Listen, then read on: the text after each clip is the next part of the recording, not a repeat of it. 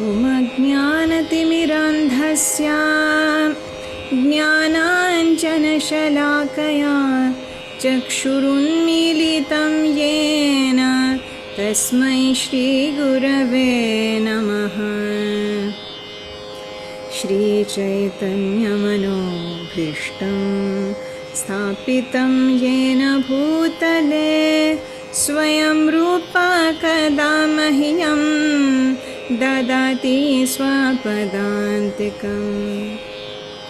वन्देऽहं श्रीगुरुः श्रीयुतपदकमलं श्रीगुरुं वैष्णवंश्च श्रीरूपं साग्रजातं सहगणरघुनाथान्वितं तं सजीवं साद्वैतं सावधूतं परिजनसहितं कृष्णचैतन्यदेवं श्रीराधा कृष्णपादान् सहगणललिता श्रीविशाखान्वितांश्च। हे कृष्णकरुणा सिन्धो दीनबन्धो जगत्पते गोपेश गोपिकान्त राधाकान्त नमोऽस्तुते। तप्तकाञ्चन गौराङ्गी राधे वृन्दावनेश्वरी वृषभानुसुते देवी प्रणमामि हरिप्रिये। वञ्चकल्पतरुभ्यश्च कृपासिन्धुभ्यैव च पतितानां पावनेभ्यो वैष्णवेभ्यो नमो नमः। जय श्री कृष्ण चैतन्य प्रभु नित्यानंद श्री अद्वैत गदाधर श्रीवासादि गौर भक्तवृंद।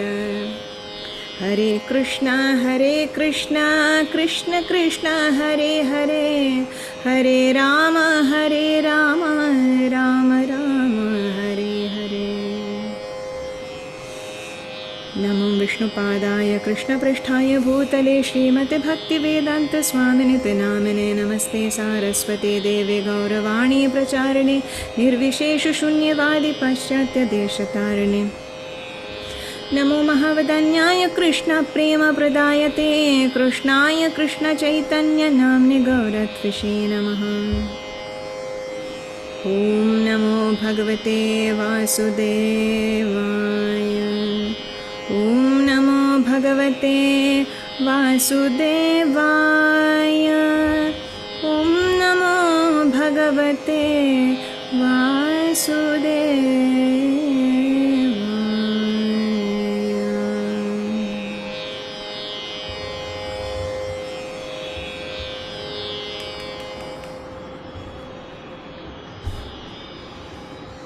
Welcome.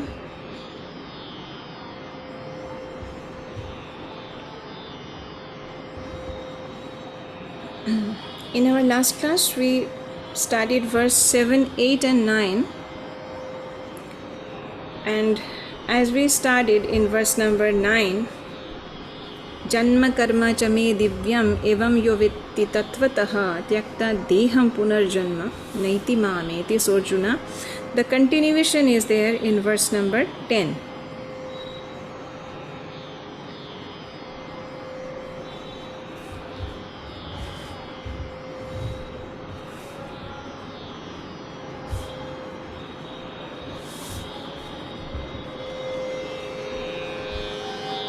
वीतराग भयक्रोधा मन्मया मामुपाश्रिताः बहवो ज्ञानतपसा पूता मद्भावमागताः। Vita, freed from, raga, attachment, bhaya, fear, krodha, the anger, mat mayaha, fully in me, mam, in me, upashritaha, being fully situated, bahavaha, many, jnana, of knowledge, tapasa, by the penance, putaha, being purified, mat bhavam, transcendental love for me, agataha, attained.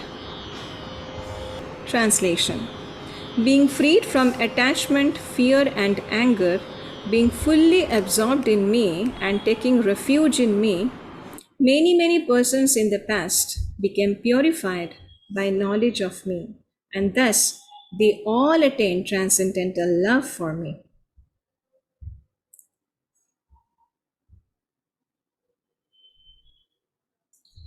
Very beautiful verse.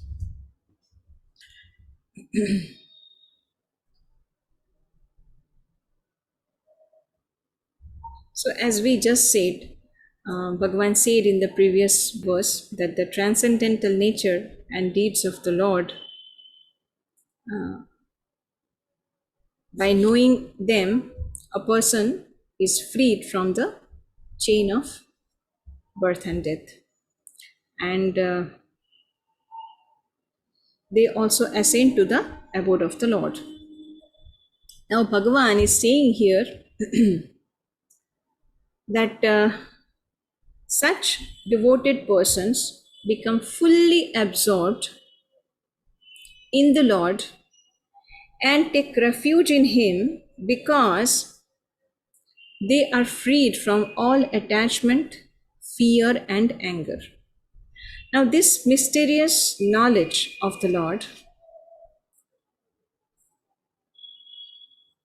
purified those devoted personalities also in the past, and by which they all attain transcendental love for the Lord. So, we see that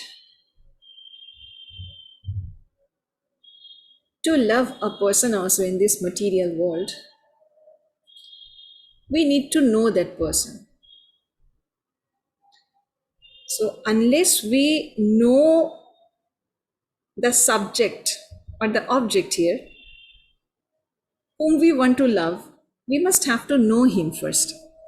So, and that is why Lord is revealing himself here, his nature, he is stating, and also his purpose, as we studied in our previous class, his purpose of the purpose of his advent and everything he described. So here this madbhava, madbhavam agata, this madbhava is very significant in this verse, because madbhava means transcendental love for me, or the feeling of oneness with me. Now see, when a little baby lies on the lap of the mother, he feels a kind of oneness with the mother, which makes him fearless. Though the bodies of the mother and the child are different, but the oneness is felt. And as the child has no attachment or detachment to this material world, and his only refuge is the lap of the mother. Similarly, a devoted person has no reason to get attached to this material world, nor that he has aversion for this material world. So, he has no separate wish for himself, and thus he remains desireless. And naturally, there is no question of anger, because we know that krodha comes from kama. So, no question of anger. Now, we see that Bhagavan instructed the concept of karma yoga first, and then he is imparting the knowledge of direct experience. Because we see that only a pure mind can have the ability to understand the highest truth. And the practice of karma yoga purifies a person. But see, very interesting thing is there, as Bhagavan says here that thus they all attain transcendental love for me. So this knowledge Is this knowledge responsible for this transcendental love only, or something else?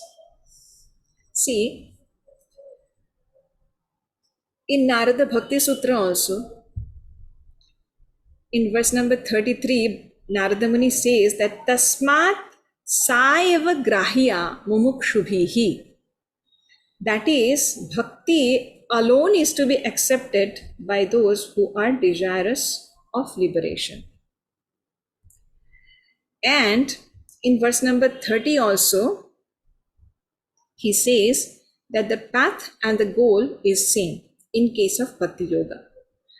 So here we see that knowledge is not the prerequisite for devotion, but at the same time, knowledge gives, as we just said, that in the material world also, to love a person, we must know him first.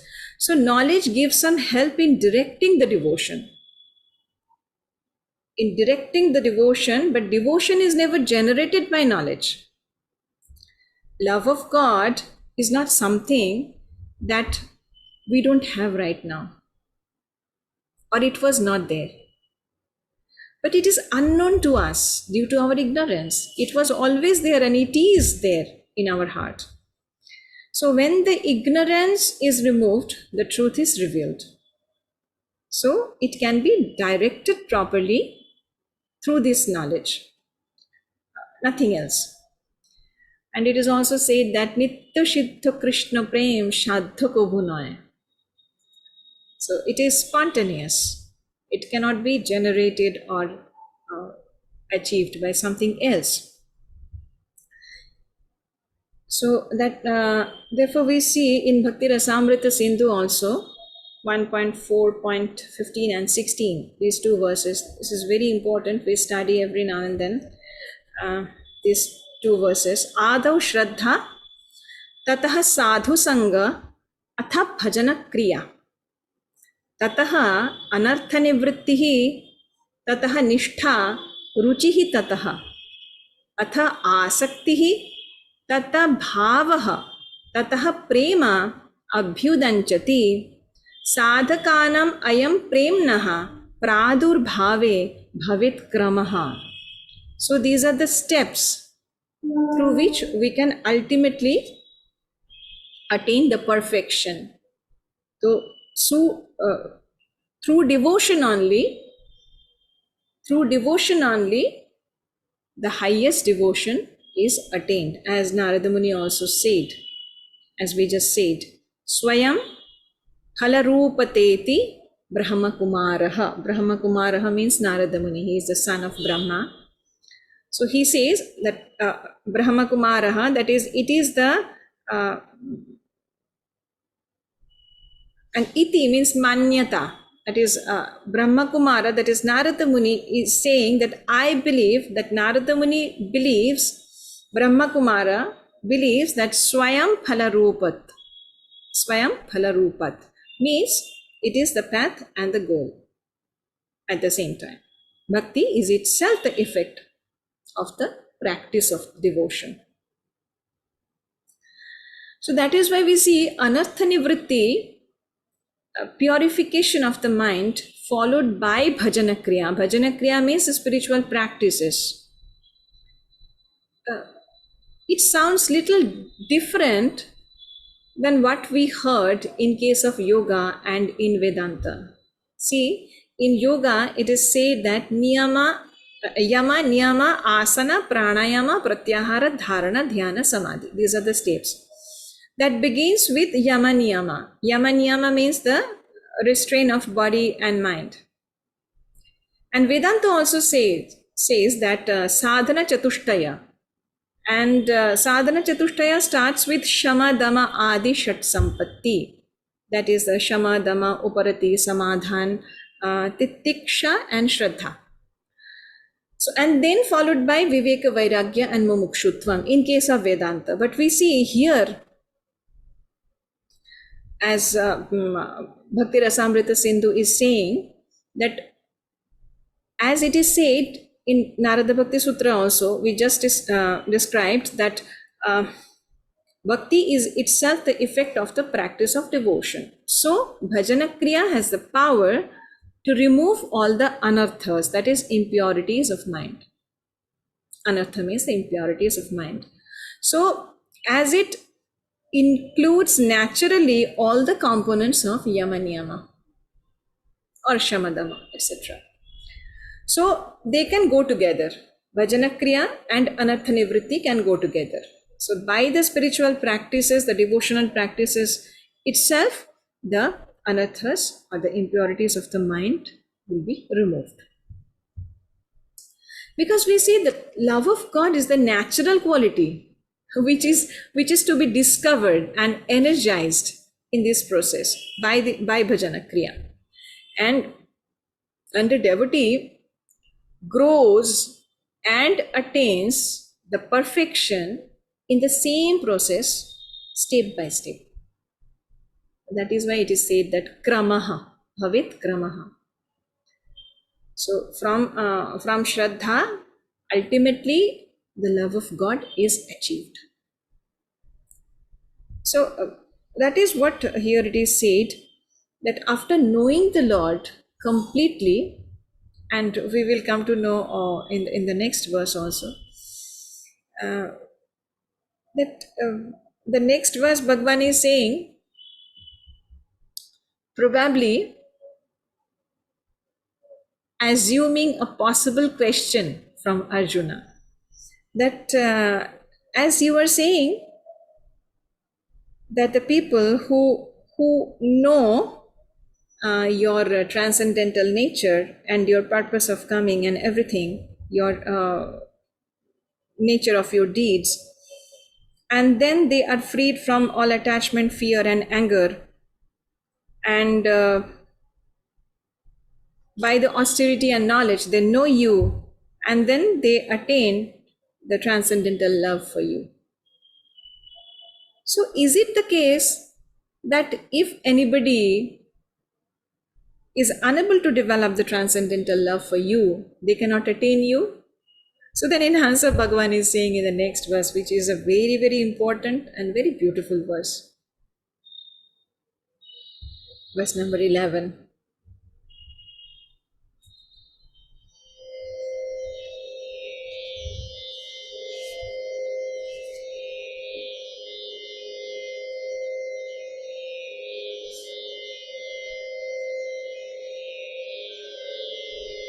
ये यथा मां प्रपद्यन्ते तांस्तथैव भजाम्यहं मम वर्त्मानुवर्तन्ते मनुष्याः पार्थ सर्वशः. Ye, all who, yatha, as, mam, unto me, prapadyante, surrender, tan, them, tatha, so, eva, certainly, bhajami, reward, aham, I, mama, my, vartma, path, anuvartante, follow, manushyaha, all men, partha, O son of Pratha, sarvashaha, in all respects. Translation. As all surrender unto me, I reward them accordingly. Everyone follows my path in all respects, O son of Pratha. Thank you. So, as I just said, it is a very important verse and at the same time very much misinterpreted in various ways. First, this particular word, prapadyante, the actual meaning of prapadyante is surrender. But most of the time it is said as approach. Approach could be, but here it is not approach.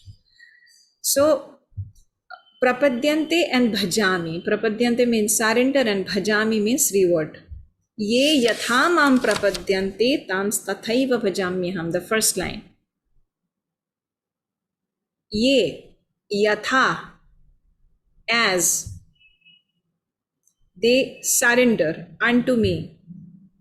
tams tathaiva bhajamyaham. I reward them accordingly. So we see that is the degree of reward is proportional to the degree of surrender. It is quite obvious. It is very logical also. Because if you are not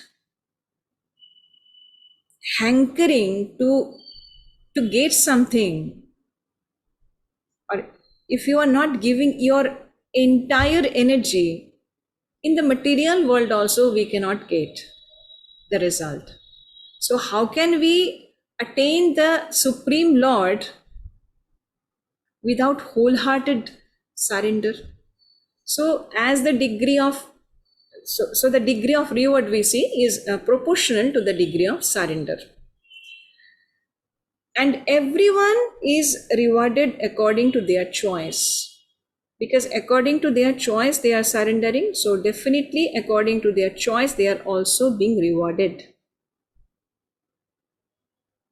Is it understandable? So, okay.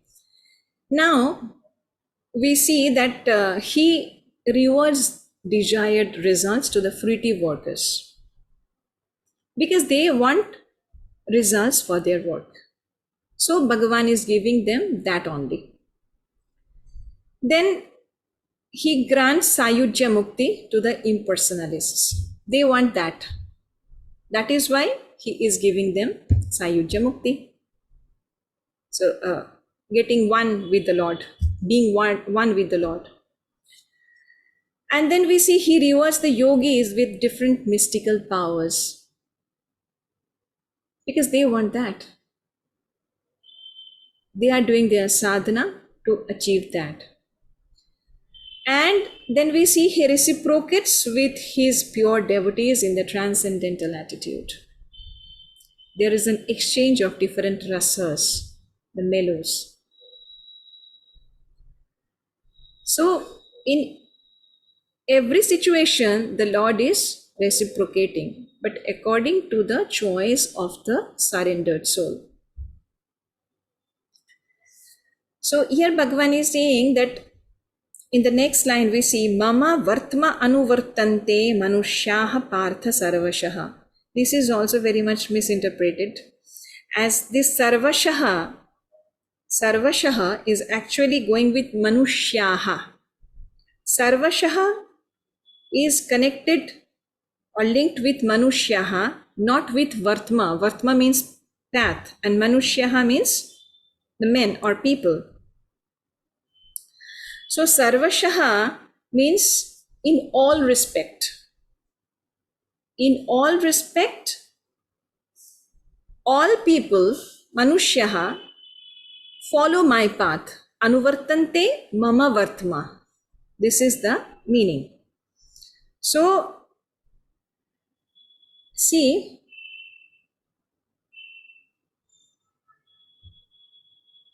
how everybody is following the path of the Lord. Because as we just discussed, there are different ways to approach or different degrees of surrendering. Now, Bhagavan is saying that all paths, in all respect, he is not saying that all paths giving you the same result, but in all respect, all people are following my path, he is saying. Why? Because we know everything comes from the Lord and everything is in him.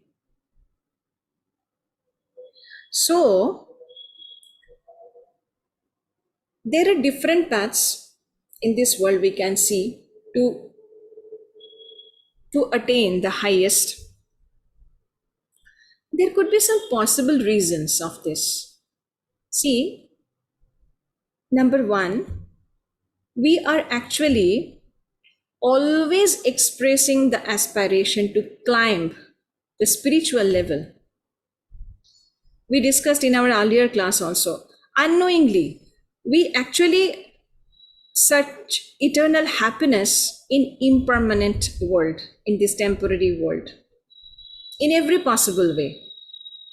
So this is probably a reflection of our aspiration to climb the spiritual height unknowingly, right? And number two is, as we are at different levels of emotional, intellectual, and spiritual integrity, this could be also another reason. And the third reason, we are not very clear about the purpose of the ultimate goal, because in how we want to get united with the Lord, this particular goal is not very clear. I mean, to what extent? To what extent we want to attain the Lord? As Bhagavan said in the previous verse, the degree of surrender is proportional to the degree of rewards, or the other way. So we see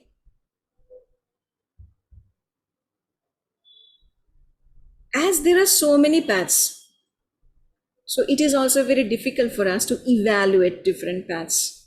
Which path is suitable for us? Now, horizontal transformation is of no use. Many people get converted from Islam to Hinduism, or Hinduism to Christianity, and all these things. But these are of no use. This path or that path. We must have to focus if there is any notable progress in the path. So, vertical transformation is needed, that is material to the spiritual world, rising towards the Lord. That should be very clearly visioned. So we see that when we evaluate a path, we must have to note two things. One is the degree of attachment to the divine, and number two, the degree of detachment from matter. These two are the most important things. How the aspirants are getting attached to the divine or the spirit, and how they are being detached from the worldly infatuation. These two things are to be considered. And then also, for most of us, it is very difficult to be faithful without becoming fanatical. If we are faithful to our own path, there is every possibility to become fanatical. But here we have to understand that is, the purpose is more important than that of the path. So here could be three options: exclusivism, pluralism, and inclusivism. So exclusivism is that this kind of a thought or feeling that my path is the only path. So here the path is more important over the purpose.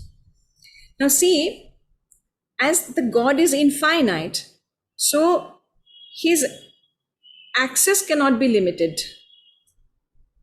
This is the logic. Now pluralism, that is, all paths are right. Here both the purpose and the path is fuzzy. They are not clear. It could also be a serious problem. Because see, if we think about an example of a mountain, the bottom of a mountain and the peak of a mountain, there could be many paths that start from the bottom. Maybe some path is going towards the valley, down. Some path is going away from the mountain. Some path is going half of the mountain. I mean, they are climbing not going to the peak. They will go somehow to the middle portion, or like that, because they cannot go up because of many bushes and trees are there surrounding. So the road is stopped there. So if we take any of them, then it is not sure that finally we are going to climb the peak.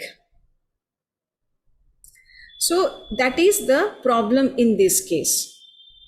So open-mindedness is okay, but it could lead to empty-mindedness. That is a major danger in this connection. So as we just said that everything comes from the Lord and everything is pervaded by Him. So in Vibhuti Yoga, verse number chapter 10, verse number 41, Bhagavan says that all opulent, beautiful and glorious creations spring from a spark of my splendor. So manifestation of Krishna may lead us to Krishna. It may lead us to Krishna, but only if we can see the connection. So by remembering in whatever we are attracted to is His expression, then it is possible. But everything attractive comes from Krishna, but everything at the same time does not take us to Krishna. If we fail to connect properly, then it is not possible. So we see that all the material things, if for example, we see that all the material things are also His manifestations. Not only the spiritual things, the material things are also His manifestations. But if we are attracted to them without seeing this connection, then then it is definitely not going to take us to the Supreme. It is not possible. So if a man is attracted to a woman without seeing the connection with the Lord, then he is going to be bound in this material world, and it will take him nowhere in the spiritual realm. On the other hand, we see if we can appreciate the spatial abilities of a few persons, like the musicality of a musician or the sportsmanship of a sports person, that is everything, all this special ability is a reflection of the energy of the Lord. Then we are able to connect, and that can take us to the highest spiritual consciousness. And the third, what we were discussing about, is inclusivism. There is one purpose, many paths. As in the previous example, there are many paths from the bottom of the mountain which are actually going to the peak. There are more than one path. There are more than one path, maybe a few, which are actually going till the peak. So many paths, and the purpose is same. The purpose is more important there than the paths. Now, what is the purpose? The purpose is, as we were just discussing, ye yatha mam prapadyante tam tathaiva bhajamyaham. Tathaiva, that is the principle of reciprocity. The principle of reciprocity, that is access to God with the devotional intention of the heart and not the affiliation of the ego. That is, it is my path is perfect, that is why I can approach the Lord. So here the path is more important, because He is omnipresent and the well-wisher of all the being. So He can see the intention of the heart. So here Bhaktivinoda Thakura, he gave a very beautiful statement, that is, we should increase our regular prayers and appreciate seeing the dedication of the followers of other spiritual paths. How beautiful it is. So if we really can do this, then there would be no controversy at all. So when there is a clear vision of the Lord in some path, we see that in some path there is a clear vision of the Lord, and in some path it is not. So distinctive revelation help us to direct our sadhana or the spiritual practices. So it is a help for us. So from these two particular verses, we actually learned a few things which are very, very important. One is not to be judgmental. Two is evaluate the paths on the basis of the degree of attachment to the divine and the detachment to the matter. And number three, appreciate your own path. And number four, commitment of others to their paths should be taken as a motivational force. And number five, sincere desire to learn and share. Hare Krishna, Krishna Krishna, Hare Hare, Hare Rama, Rama Rama,